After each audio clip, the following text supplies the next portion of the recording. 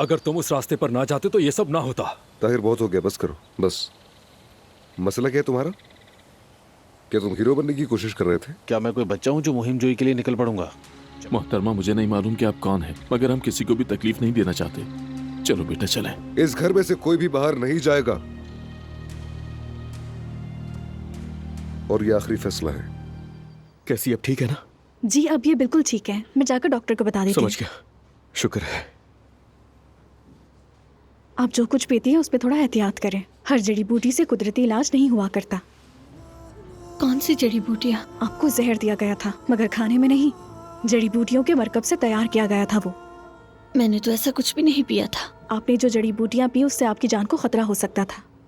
सच कहूँ तो ये बहुत ही खतरनाक जड़ी बूटी है। अल्लाह ने खैर की।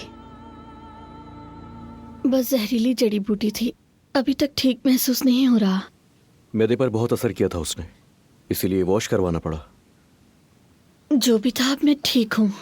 देखो बेटा, पुरसुकून हो जा, हम बाद में बात करेंगे इस बारे हमें में। अभी बात करनी होगी। आपको मालूम होना चाहिए कि मैं सिर्फ आपकी वजह से खामोश था, लेकिन जिससे आप हमेशा बचाती रही दादी जान, वही आपके दूसरे बेटे का भी कातिल है।